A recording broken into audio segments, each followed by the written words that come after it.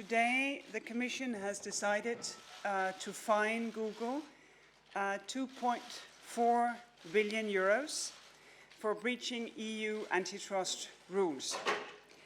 Google has abused its market dominance as a search engine by giving illegal advantages to another Google product, its shopping comparison service. Google must end this conduct within 90 days or face penalty payments. EU antitrust rules apply to all companies that operate in Europe Economic Area, no matter where they're based. The purpose is to ensure competition and innovation for the benefit of European consumers. Google has come up with many innovative products, also innovative services that have made a difference in our lives, and that's a good thing. But Google's strategy for comparison shopping service wasn't just about attracting customers. It wasn't just about making its products better than those of its rivals. Google has abused its market dominance in its search engine by promoting its own shopping comparison service in its search results and demoting its competitors. What Google has done is illegal under EU antitrust rules. It has denied other companies the chance to compete on the merits and to innovate. And most importantly, it has denied European consumers the benefits of competition, genuine choice, and innovation. So, what happened in this case? Google's flagship product is the Google search engine. It provides search results to consumers who pay for the services with their data. Every year, Google makes almost $80 billion worldwide from adverts such as those it shows in response to search queries. So, the more consumers see and click on those adverts, the more revenue Google generates. In 2004, Google entered the separate market for comparison shopping. The product it started with was called Frugal. Essentially, Frugal allowed customers to compare products and prices online from all different types of retailers. Over the years, Google renamed its comparison shopping service twice, first to Google Product Search in 2008, and then Google Shopping in 2013. Frugal was not the first in this market. A number of established players were already competing in the same space. Frugal, on the other hand, did not perform well. As Google itself put it in an internal document from 2006, Google simply doesn't work. Frugal simply doesn't work. Because by contrast, Google's search engine worked very well. And it was also a significant source of traffic for comparison shopping services. So, in 2008, Google made a fundamental change to its strategy. Google started to give its own product a significantly better treatment than rivals. In search results, Google systematically gave prominent placement only to its own products. Google also demoted rival companies' rival comparison shopping services, which means a lower ranking in generic search results. So what does it mean in practice? I guess we've all been there. You're looking for a product, you type it in the Google search engine. What you see right at the top of the page is a box with Google Shopping results, with pictures and a selection of deals from different retailers. They are placed above the results of the generics and that the Google search algorithm consider most relevant. And this happens whenever Google wants to present comparison shopping result as a response to your search query. Sometimes results are also presented in a reserved place right on the right-hand side of your screen. At the same time, Google has demoted rival comparison shopping services in search results. The evidence shows that even the most highly ranked rivals, well, they only on average appear on page 4 of Google's search results. Others appear even further down. This means that Google Shopping is much more visible and comparison shopping services are much less visible to consumers. As a result, competitors are much less likely to be clicked on. The Commission found evidence of sudden drops in clicks on certain rival websites of more than 90%. 90% after Google applied demotions. Some of them adapted and managed to recover some of the traffic, but never in full. Even on desktops, 95% of user clicks are on the first page of Google search results. In fact, the top generic results receive about 35% of clicks. This tendency is even stronger on mobile devices. Furthermore, we found evidence that the top generic result, when moved to the third rank, is likely to receive 50% less clicks. In short, visibility and traffic are two sides of the same coin.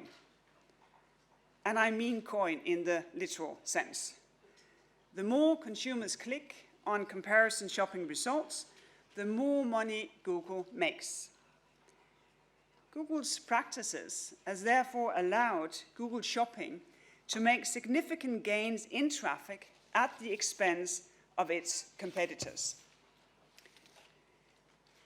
Our investigation assessed whether these practices breach EU antitrust rules.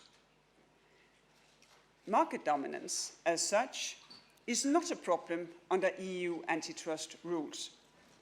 However, if a market is already dominated by one company, it needs extra vigilance to ensure competition on the merits. And we also have to avoid this dominance to affect competition on the merits in other markets. And that is why EU competition rules puts a special responsibility on dominant companies. They cannot abuse their strong position to hinder competition in the markets, not in the market they dominate and not in any other market. In other words, they are not allowed to abuse their power in one market to give themselves an advantage in another market. Our investigation proved that Google has done exactly that. First, we concluded that Google is dominant in general internet search in all 31 countries of the European Economic Area, even if Google continues to dispute this. We have shown that the Google search engine holds very high market share of over 90% in most European countries. This has been the case at least since 2008, which is the period that we investigate. There are high barriers to entry in the market. The more consumers use a search engine, the more attractive it becomes to advertisers. The profit generated in turn can be used to attract even more consumers, Similarly, the more data a search engine gathers from consumers, well, the better equipped it is to improve its results. Second, our decision found that Google has abused its dominance and seriously harmed competition in comparison shopping markets. Google gave an illegal advantage to its own comparison shopping service by promoting it in its search results and by demoting rivals. Google has implemented these illegal practices in Europe everywhere it offers comparison shopping service. It started as early as 2008 in Germany and the United Kingdom, followed by France, Italy, the Netherlands, Spain, then the Czech Republic, and finally Austria, Belgium, Denmark, Norway, Poland, and Sweden. 418 million citizens live in these 13 countries. So, Google practices has deprived millions of European consumers the full benefits of competition, genuine choice, and innovation. The fine of 2.4 billion euros reflects the serious and the sustained nature of Google's violation of EU antitrust rules. The decision requires Google to stop its illegal conduct within 90 days, and Google must respect a simple principle. It has to give equal treatment to rival comparison shopping services and to its own. It has to apply the same method and processes to position and display its own and rival comparison shopping services in its search results. This means that Google cannot simply stop doing what it's doing now and replace it with other practices that have the same or an equivalent anti-competitive effect. It is Google's sole responsibility to ensure compliance, and it is for Google to explain how it intends to do so. I have no reason to believe that Google will not comply. But regardless of what precise option Google chooses in order to comply, we will monitor Google's compliance closely. This means that this issue will remain on our desk for quite some time. If Google doesn't comply with its obligation under the decision, it will be subject to a penalty. That would have, of course, to be established in a separate Commission decision.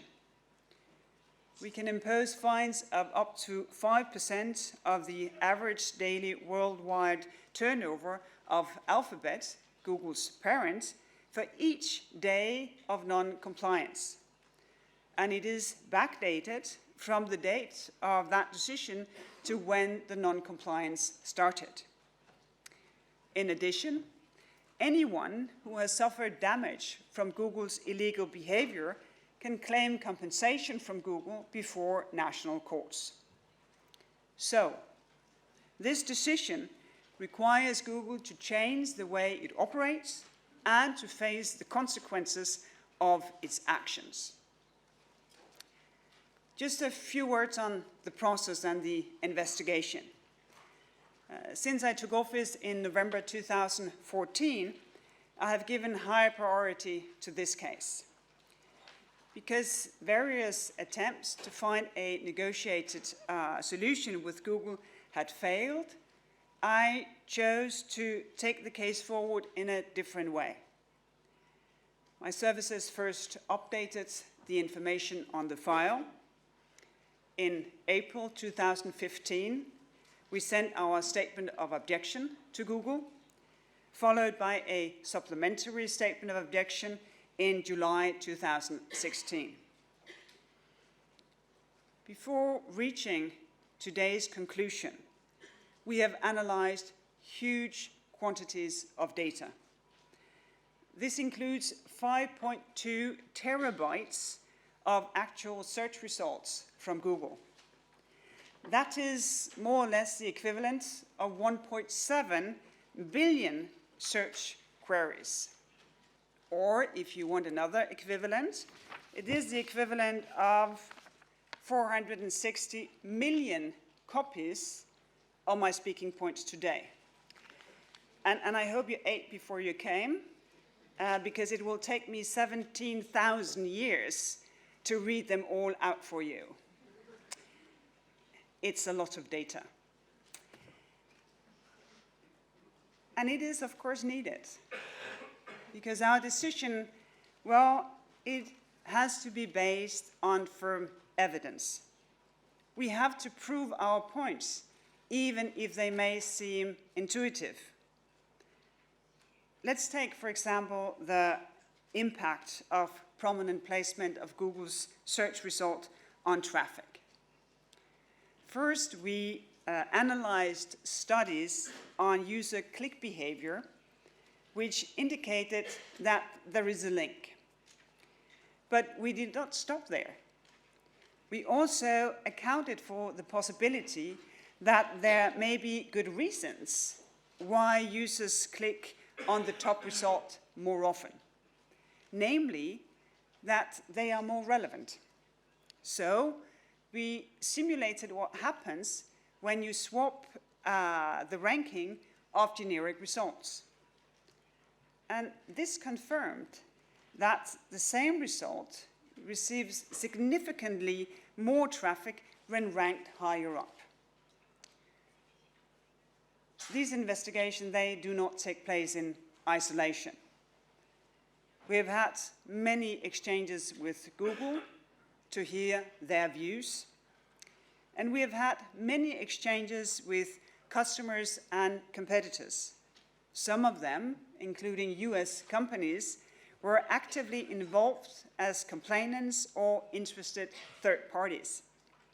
And hundreds of companies took the time to reply to our questionnaire and to provide the Commission with essential information. So we took this decision after thorough investigation and full respect of Google's right of defense. We will publish the decision for all to see as soon as we have agreed with Google and third parties on any confidential business secrets that need to be removed. Looking a little bit ahead, we are also making good progress with our two other pending inquiries into certain Google practices concerning Android as well as search advertising. Our preliminary, and that is of course important, these are preliminary conclusions in relation to both practices is that they breach EU antitrust rules. Finally, also a few words on concerns that Google may have abused its dominance as a search engine to give an illegal advantage to Google products other than Google Shopping. We have been looking into these, and today's decision is a precedent which can be used as a framework to analyze the legality of such conduct. At the same time, we will have to take care of the characteristics, the very detail and differences in each of those markets, and of course the facts of the specific case. But maybe most importantly, today's decision shows that in Europe, companies must compete on the merits, regardless whether they operate online or on high streets, regardless of whether they're European or not. We invite you to make the most out of the European market and the potential of 500 million citizens and therefore 500 million potential customers. And we congratulate you for being successful. But the applause stops when you stop competing on the merits. You'll never get a free pass to stop competing on the merits, neither in the market you dominate, nor in other markets. Google has given its own comparison shopping service an illegal advantage by abusing its dominance in general internet search.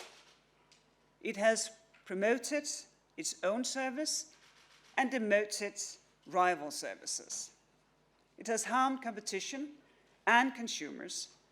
That's illegal under EU antitrust rules. And that is why we have taken today's decision, so that European consumers can enjoy the full benefit of competition, genuine choice, and innovation. Thank you. And also remind you to please state your name and the media that you work for. And you have been holding your arm up for very long, so I'll let you start. Catherine Fiore, EU reporter.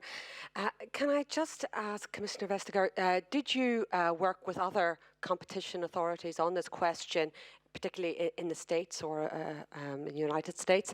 And when you were considering compliance in future, did you consider separating Google's online search and advertising businesses? Thank you. The answer to both questions is a no. We have done this case since I was in charge on European grounds and on our own, so to speak. Second, no, we have not considered splitting up the Google company. I'll stop over there, please. Yes? Laura Kelly, Context. There has been complaints about Google Google Images. Is it a service that the Commission is planning on opening an investigation? Would you repeat it, please? There have been complaints regarding Google Images, which is another service of Google. Does the Commission plan on opening an investigation also on this service? Well, this is exactly one of the services I was hinting to. We have images, local travel, which are all what we call verticals. Today's decision, which shows we have proven that Google is a dominant company in general internet search, that will sort of be the starting point for our analysis in other of these services. But it's too early to prejudge any outcome when it comes to these other services. Yes, please. Nikos Chrysoleras, Bloomberg News. Have you had any discussions with Google over the remedies? Do you have a clear idea about how they should look like? And how will you know that you got it right, the remedy? No, we have not discussed in any detail because I think it is important to leave it for Google to find their way of complying with the decisions to stop the illegal behavior and to apply equal treatment. Because the thing is that this sounds simple, but the minute you dig into the technicalities, of course, things becomes very complicated. And I think it is for us to state the principle and to take the decision, and for Google to find the way to comply with it. We will, of course, monitor, because after 90 days, Google have to comply, and we will do that for a number of years to see if the results of the Google choices when it comes to complying, if they actually secure that we have competition on the merits, also when it comes to shopping comparison services. Thank you. To Yunchi. Hi, Fu Yunqi from Reuters. You mentioned that this case sets a precedent. Are you closing off any possibility of a settlement in the other two cases? And regarding the 90-day period for Google, is there a possibility of an extension for Google to comply? Thank you. Each case is separate. And obviously, I have taken no conclusions in the cases that are still open. This is the Google search case, and these are the conclusions that is relating to that. The 90 days deadline is a 90-day deadline, and of course, we expect Google to respect this deadline. Thank you. Nicholas. Hi, Commissioner. Nicholas Hurst from Politico. I just wanted to come back to the point where you talk about the fine being based on the gravity of the infringements. You say that this case sets down a new precedent, and it seems fairly clear that the idea of self-promotion is a new concept in antitrust. With that in mind, I'm just wondering whether you found any evidence that Google intentionally breached competition law, whether it knew what it was doing was anti-competitive, and if not, whether you think it's right to hit a company with such a big and heavy sanction, which is far more than twice as much the largest previous sanction, when it could maybe not, when it wasn't able to properly assess whether it was breaching the law or not. Well, of course, you're right to say that these are new markets, because we're dealing with the market of general internet search, which is a new market because it wasn't possible before we had the internet and the different search engines. And we're dealing with the market of shopping comparison services, which is also a new market because it only sort of came forward when we have the internet, the search machine, and the shopping comparison services. That being said, well, I don't think that the case as such is new. We're dealing with the same things as the Commission has been dealing with over decades, that a company is abusing its dominant position. And that is kind of old school. We haven't found evidence of intent when it comes to demoting other rivals. But what we have seen in the evidence is the fact that the Google comparison shopping services, Google Shopping, has been given a better treatment, a significantly better treatment, by being placed up front, no matter sort of the result of the search query and the demotion of rivals. And that combination is what we have concluded is the abuse of the dominant position. And the precedent of the case, and I think one of the most important things, is of course that we here state that Google is a dominant company. And that it is the decision that Google is a dominant company, and therefore that you get a special responsibility. Because I think sometimes people ask, well, why can't Google just do whatever they want? It's their page, it's their services, why can't they just combine? But we have agreed in Europe that if you, because that consumers like your product and you deliver quality and they like the way you're doing it, you become dominant. Obviously, there's a need to be more vigilant because competition may be weakened when you have a dominant company. And that is the very basic, to say, well, if we still want competition on the merits, we have to look close and we have to make sure that a dominant respects the special responsibility not to misuse its strength and powers, not in the market where it's dominant and not in any other markets. And that, I think, is not new. Thank you. At the back, Adam. Hi, Adam Fleming from the BBC. Do you have any evidence that consumers have been directly harmed by all of this? What we say in cases like this is, well, what we want consumers to experience when you have competition on the merits is choice and innovation. And when you have a situation where one product is always placed on top and rivals are always placed where you will not find them, ask yourself how often you yourself are on page 4 of a Google search result, well, then the incentive for the dominant company to innovate, when you can place yourself up in front of customers, well, that incentive, of course, is minimized. And also for the rival companies, if they know that the probability that they will be found is very, very, very small, well, then their incentive to innovate is also very small. So consumers miss important innovation.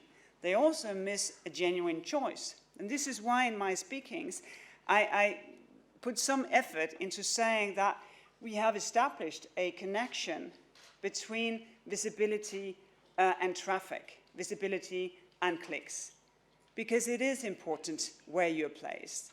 because the choice for consumers depend on where you're placed. And I think that's the importance in this decision, and that's how you can see that consumers are harmed. We've been slowly working our way up to Bruno.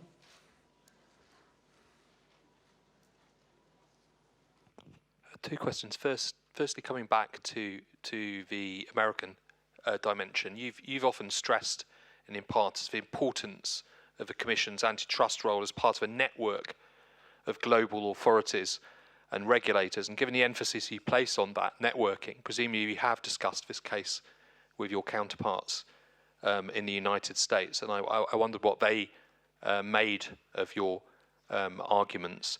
And what implications does this have, this ruling have for the whole area of product listing advertising in this whole area of shopping? Is it okay for companies to pay to get to the top of the Google Ads listing, or does it have to be based on something more objective?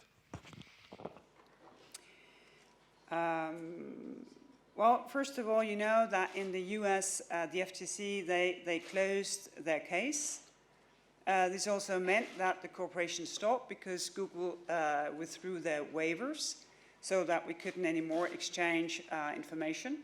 And therefore, obviously, also, any cooperation on the case stopped as it should. And I think it is important that no matter how closely we work together, that we also take the responsibility for what goes on in our own jurisdiction. And this is what we have done in this case. On the second question, well, it is very important to distinguish between advertising and shopping comparison. These are two different things. And if you see, well, there is a business of placing ads on the result page when you do a query. That is one thing. We have not addressed the question of how to apply the principle of equal treatment in the decision. What we say is that you cannot apply any method that is sort of the equivalent of this behavior that we have found to be illegal. And that, of course, is up to Google to find how to do that. And I have great respect of the technical effort that will go into figuring out how exactly to do that in detail. And I think it is for Google to figure out how that best works in their system. Thank you. James? Commissioner, may I ask you just to be a bit more specific about the next steps in the other specialized search cases? Where do those stand? In particular, what are the next steps on restaurants and reviews of businesses and so on? Thank you. We have made no conclusions on the other verticals, that be local search or maps or images. And we will look into the specificities in these other verticals. Because even though to some degree they look the same, they are also different. And we can take no sort of catch-all decision. We'll have to go into each market and look at that. The one thing that has sort of changed from yesterday before the decision was taken was that now we will consider Google as a dominant company because this is our finding in the decision today. Yes, please. Thanks. Michael Birnbaum from the Washington Post. Commissioner, President Trump has been skeptical about the value of both free trade and the European Union in general. What do you expect the U.S. government reaction is going to be to your decision today? And I know that you haven't singled out, you say you haven't singled out U.S. companies here, but are you worried that U.S. regulators could be directed to do that on their side, to target European companies in the American market? Thank you. Well, we have heard allegations of being biased against the US companies. So I've been going through the statistics in antitrust, in merger control, in our state aid work. I can find no facts to support any kind of bias.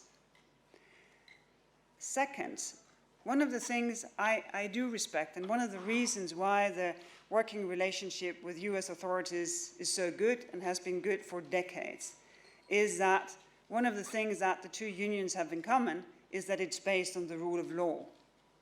And this is a case based on facts, on evidence, on our case practice.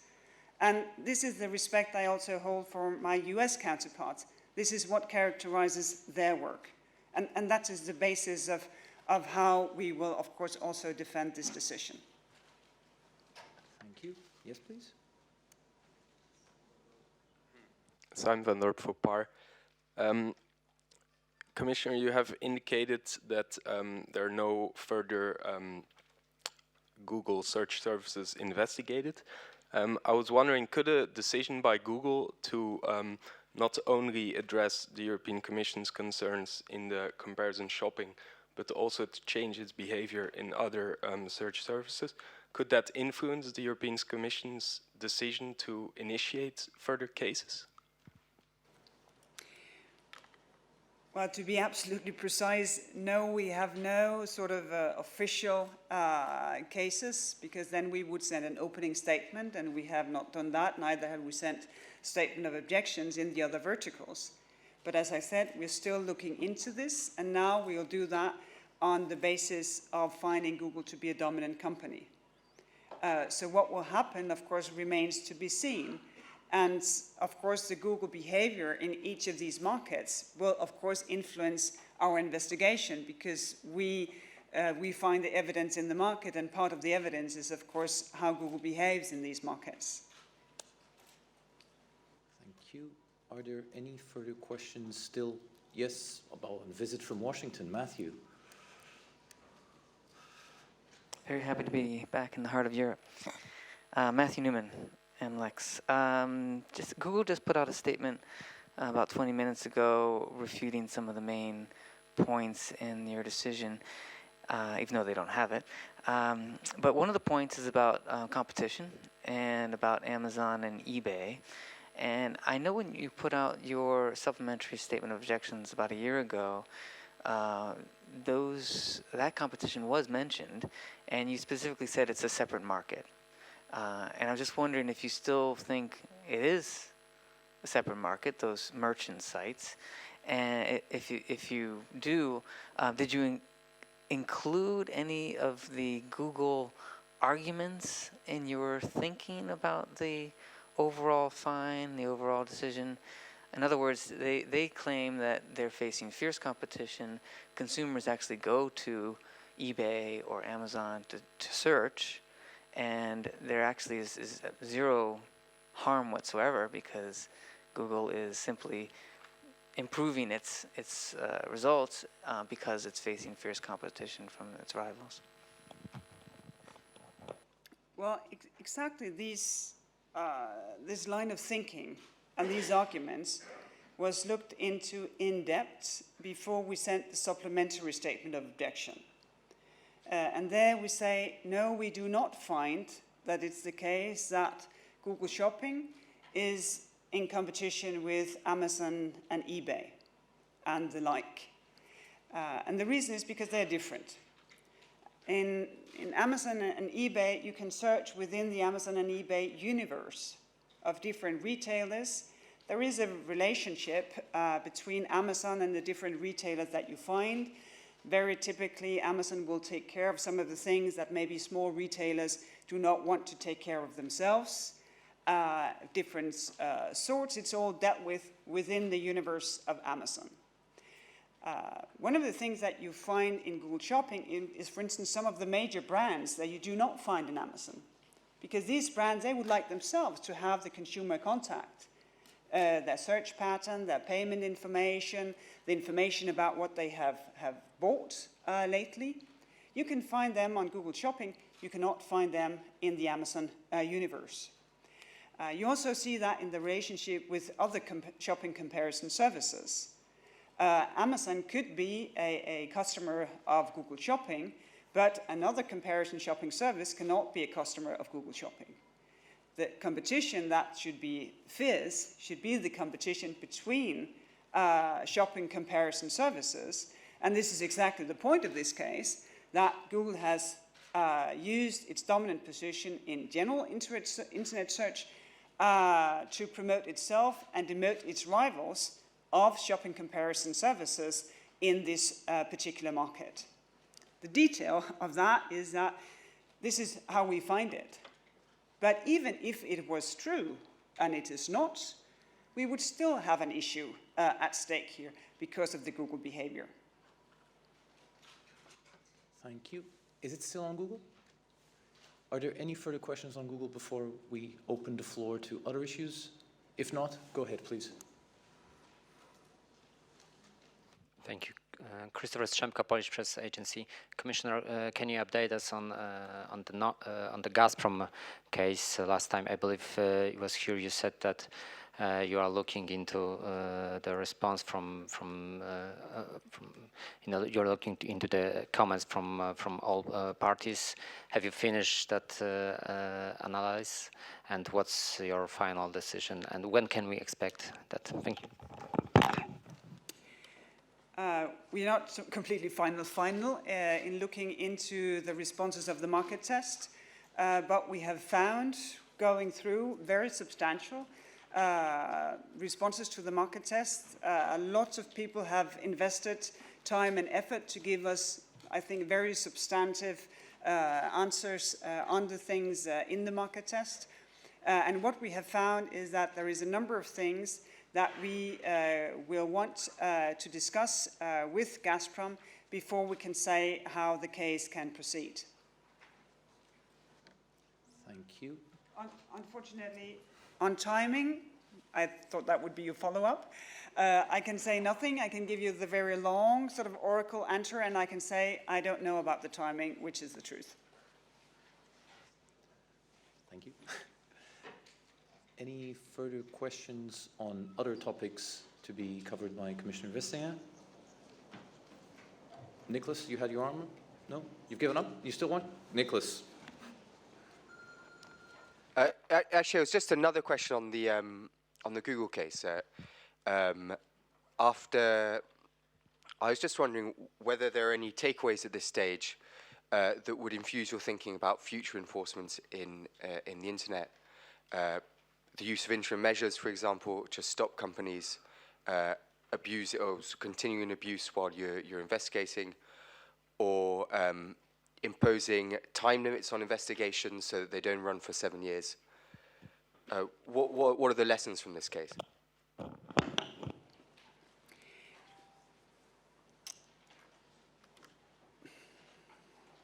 Well, I still have sort of the point of view as from starting out. You need to work as fast as possible without ever compromising on the rule of law and the right to defend yourself, the quality of the casework. On interim measures, because interim measures, if well used, they can prevent harm on consumers. It hasn't been used by the Commission for, I think, decades, because you have to prove that what happens is repairable in the market in order to get interim measures. What we're doing right now is to look into the national competition authorities who are quite successful in using interim measures, to try to learn from them how are they dealing with this in order to establish a situation where we would feel more comfortable with using interim measures, but we're not at all there yet. Second is that this case has its sort of own history. Obviously, it would have been a great success if it could have been solved after the negotiation with commitments, because then the harm done on competition and consumers would have been much less. But I'm not shying away from doing the commitment track either, because you saw what we did in the Amazon case on e-books, primarily German and English language e-books. We set out with Amazon and our concerns on their most favored nation clauses. And within, I think, 22 months, we had commitments from Amazon. They were tested in a market test and found actually to be sufficient. And that closed the case. And that shows that sometimes, well, then a commitment route can be the most efficient route to take. This is one of the things that I have learned mostly in this job. You have to treat different things differently, and you have to be specific. Because when you go down into the detail, it turns out that there are differences that will give you a different conclusion. And that I think we have to be loyal to also in the future. Thank you. Mikel? Mikel Roch from Expansión. I have a question about the state aid and banking sector.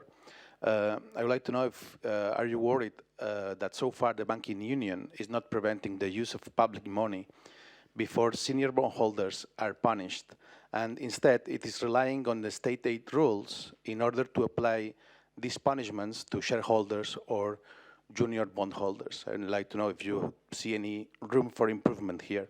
And another question, if I may, it's about BMN and Bankia, the two Spanish banks that have received state aid and are now announcing a measure. So I'd like to know if you have any comment on this. Thank you. Well, first of all, I don't see burden sharing, which is what has taken place in a number of cases, I think over the last 6 months, or for that matter, bail-in, as a punishment. I see that as taking responsibility, even though it may be very difficult and also painful when it takes place. So in that respect, I don't see that the latest cases has any bearing on the banking union as such. I think we're all sort of in the process of learning about the nuances of how this set of rules works. And you know, I was there on the other side of the street when a number of these new proposals were passed and became legislation over the years with the implementing periods of time. And I don't remember sort of any kind of feeling that now it would all be very clear cuts, that now we would all be the same. On the contrary, from the discussions to be able to pass the legislation, there was a sense of we need this framework, but we also need room for differences. Because the European banking system doesn't become a European banking system overnight. It will take a very, very, very long time because you have different national histories, you have different structures, different levels of concentration, and that will have to be reflected. Obviously, it's my responsibility that when state aid is given, that it is by the book and within the rule, and that, of course, also covers the recent cases. On the M&M Bankia merger, when you are under restructuring, you have an acquisition ban typically. But this merger will only take place after the acquisition ban is done, and therefore we take no issue with this particular part of the transaction. Thank you. Lorenzo? Yes, Commissioner, Lorenzo Consoli from Asca News, Italy. It's a follow-up on the previous question concerning banking. Because reading the press, it seems that the Italian decision on the two banks from Veneto is considered more like a bailout. It's actually called bailout in the press. So my question is, first of all, do you consider this a bailout or not? Is it correct to call it bailout? Second, is it true? How do you feel when you see these people accusing the press accusing the Commission, Italy, to have circumvented the rules? They say the rules have been circumvented because public money has been used. There has been nationalization of losses and privatization of gains. How do you respond to this? Well, for the two Veneto banks, this is a question of liquidation aid. The two banks will disappear. They will integrate completely in Intesa. The branch will disappear. The benefit of the way it is handled by the Italian authorities is that staff is transferred in total for now, and that retailers have open credit lines so that they can go on with their business. And I think that was the responsibility that the Italian authorities took upon them when they saw that the Single Resolution Board didn't find that there were any European or national reason to take upon the case. They found that there was a regional reason to do aid to liquidation in order to preserve the value that was there, to make sure that the two banks left the market, but also to make sure that retailers had their credit lines open to go on with their business. The other thing is that what we're doing here is using our set of rules. These rules, they make room for member states. Member states can take their responsibility in relation to the supervisor, the single supervisor, the Single Resolution Board, and the state aid rules that we watch over here in the Commission. And that, I think, is the important thing. And we, of course, are very, very precise and careful to make sure that it is within the rules. One, of course, can take an issue with the rules and have a discussion about that. I would never question that. It's 100% legitimate. But this is not a circumvention.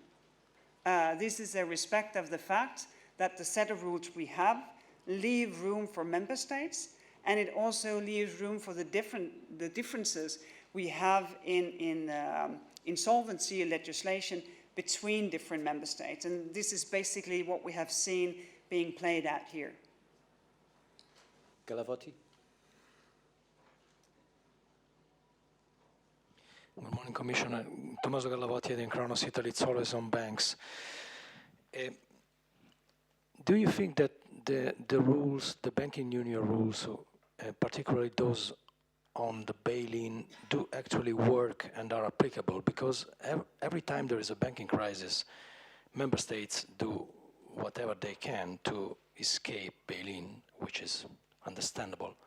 I wonder if you think that the bail-in is actually an enforceable rule, or it is difficult to enforce. Thank you. Yes, I think that it is an enforceable rule. There is a relationship with the Single Resolution Fund and the fund that you can access if bail-in has taken place. If you look at the different banking cases that we have had over the last 6 months, they are all different. They're different in the situation the bank find themselves in. They're different in the eyes of the supervisor. Of course, the most important point for the supervisor is whether the bank is solvent and therefore failing or likely to fail, or is still solvent. If still solvent, if they have access to the marketplace, to raise capital, to be sold under different circumstances. And I think that's the important thing. That is to see, well, if we have these different rules, where do we place the different banks in respect of their differences? It is as funny as it can be, but I don't know if you read banking history to go to sleep or before you sleep. If you do, you would know that the banking systems of Italy, Spain, Germany, Denmark, they're very different because they were built up over centuries. And therefore, in this process, in these years, in the aftermath of the deepest economic crisis in modern European history, well, then we are allowed by our regulator and our legislator to use a complex, but also, I think, flexible set of rules that allows our system to be stable and to get to a situation where the banking system truly, really serves the rest of the economy. Thank you. And I think we will end right where we started. Go ahead for the Q&A session.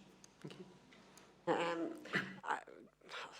Maybe not necessary, but in relation to the last point about Italian banks, Jonathan Hill said after the Banking Recovery Resolution Directive was adopted that bank shareholders and their creditors will bear the related costs, and there will be and the taxpayer will no longer have to pay for these failures. I don't remember him saying leaves room for member states to get round these rules. So is there a recognition, despite the differences in history and background to these banks, that really the taxpayer should never pick up the bill for banking failure ever again? Thank you. Well, I think that a number of the people who owned the assets who went into burden sharing, they find them to be taxpayers too. One way or another, the bill ends where it ends. I think the important thing here is to look at basically the state of the assets. Because if you look at the different banks that we have dealt with over the last 6 months, you'd find that the state of the assets is very, very different. And I think for any set of rules, you need to know how and when to apply the exceptions. And the exceptions, we apply them under very, very strict conditions. If you look, for instance, at Monte Paschi di Siena, well, of course, the bank has to be solvent. It has to be able to go to the market to find private means to cover losses and losses likely to incur. It has to be viable for the future. So, in many respects, of course, to restructure. In that quite specific set of circumstances, then you can do a precautionary recapitalization. And what you have seen in the other cases, like the Bankia case, in one set, in the Caixa case of Portugal, in the two recent cases, they are all different, but they find their place in our map of rules. And that, I think, is comforting for those who find that we should have a stable financial system. But of course, it opens a discussion on the set of rules.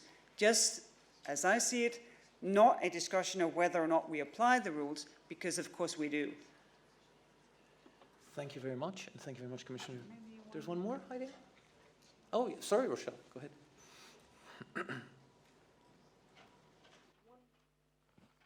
One quick question back on Google, sorry. When you're monitoring it and you go back and you have a change and you're talking about monitoring it, how are you going to be able to tell? If, were you expecting the box to disappear, or are you expecting those search results that are on page 4 to come back onto page 1? How are you going to be able to understand if it's really working? Well, actually, I have made an effort not to have sort of a precise expectation as to how will this look in my screen, because I think it is very important that it is for Google to figure out how to comply, because it can be done in different ways, actually in a number of different ways. And I will not be the one to judge on the method. What we will look into is, of course, the result. And we will do so in a 5-year period of time with compliance reports a couple of times per year in order to see that compliance is still in place, and the obligation to live up to the decision of equal treatment and to stop the illegal behavior as we see it now. Well, that decision lasts as long as Google is a dominant company. Thank you. This time it's for real. So many thanks, Commissioner Vestager. Pleasure to have you in the press room as always. And I remind you that this meeting will be followed immediately by the press midday, and that in turn will be followed by the technical briefing on the Google decision with our experts. Thank you very much. Have a good afternoon.